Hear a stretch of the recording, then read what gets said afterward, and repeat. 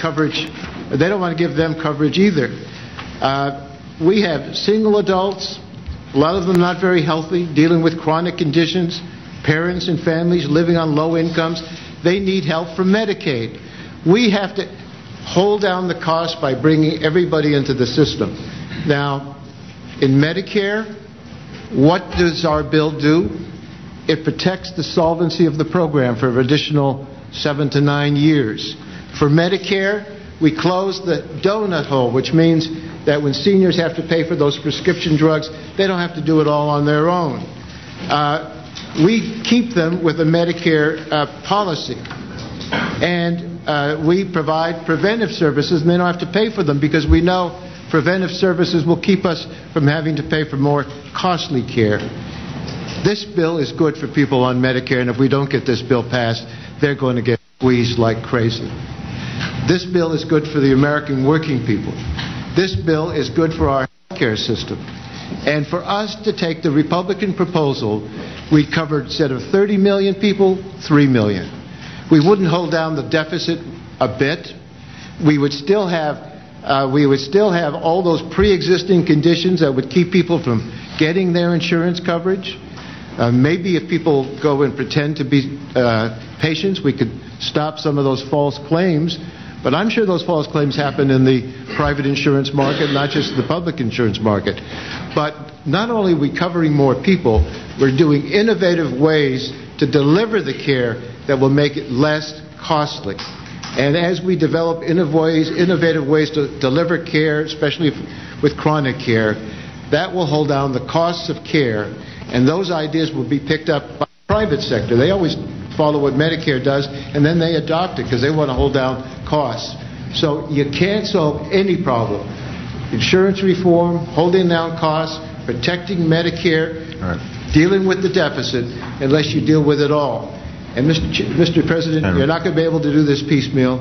And I have doubts about whether the Republicans are going to help you, because I haven't heard a lot of willingness to come and work with you now, or did I hear it a year ago? Well, I hope I'm wrong. I'm going to be equal opportunity here and say, we're not making campaign speeches right now.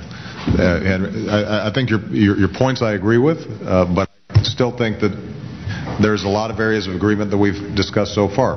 This is an area, though, that in which we do have some philosophical disagreements. Mr. President. And so what I think it's I want to go to a Republican. The question I would ask to my colleagues, my friends on the Republican side, would be, are there areas of coverage for people who don't have health care that you would embrace and agree with beyond what has been presented in Republican leader Boehner's bill?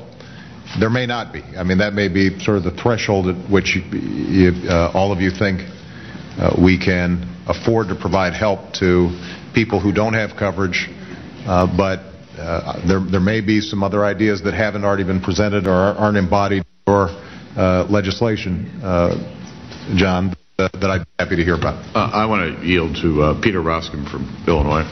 Thank you, Mr. President. Thanks for your hospitality. For the benefit of the group, I want to take you for a couple of minutes to an experience that I had with then State Senator Obama in the state of Illinois when he took on a very controversial initiative regarding the death penalty situation. And lest you think that death penalty is sort of a junior varsity issue, it's not. It's crimes, it's claims of innocence, it's penalties forever. And then State Senator Obama approached Republicans and said, look, let's fix this. Let's recognize the problem here. Let's fix it. But it was very different than what I sense is happening today. What I sense is happening today is what is it going to take for you Republicans to vote for our bill? That's the subtext that I'm getting. My sense is that this is a problem of message.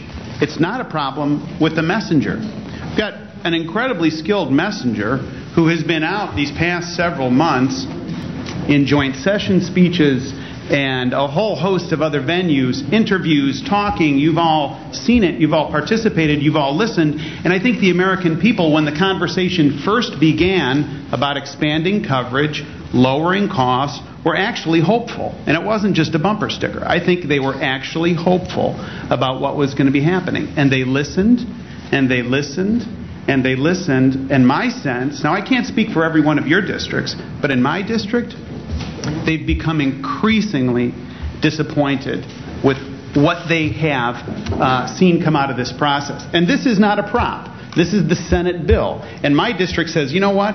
That's sure looking like just something that's now being popped in the microwave, taken out, a little salt, a little pepper, some Republican breadcrumbs on the top, and put it back in front of the public to say, well, do you like it now?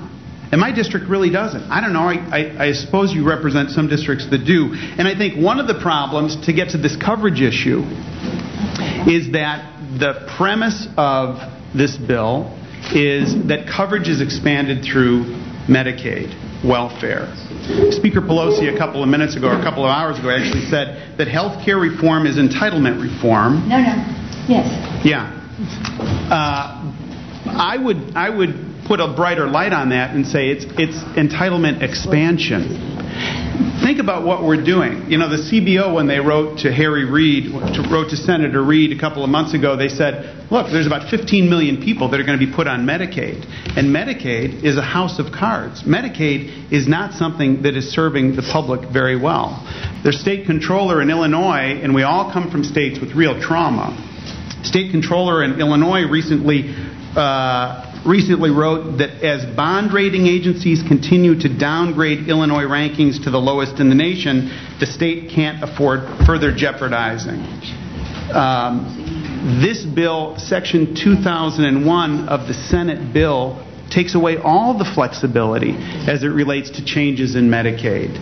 That is making our states, I think, ultimately hidebound in how they approach these things. This is something that, in my view, isn't sustainable.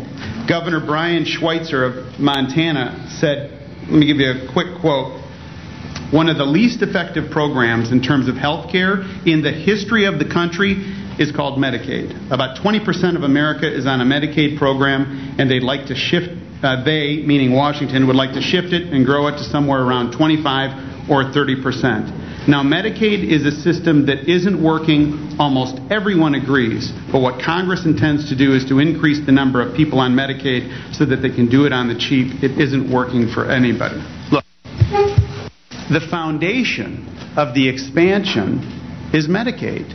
And in my view, and I think the view of folks in my district, and I think many, many people across America, it is a flawed foundation. Mm-hmm. And we can do much, much better. A Republican proposal that's out there would reduce the number of uninsured by 3 million people. So, look, you've heard it today in many, many forums. Remember the old game you used to play as a kid, Etch-a-Sketch?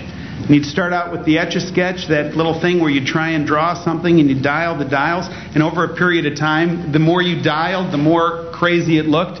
And then finally you'd say, oh, let's just go like that and do the Etch-a-Sketch. I'll tell you what, a year's worth of work, and this is what has come up with.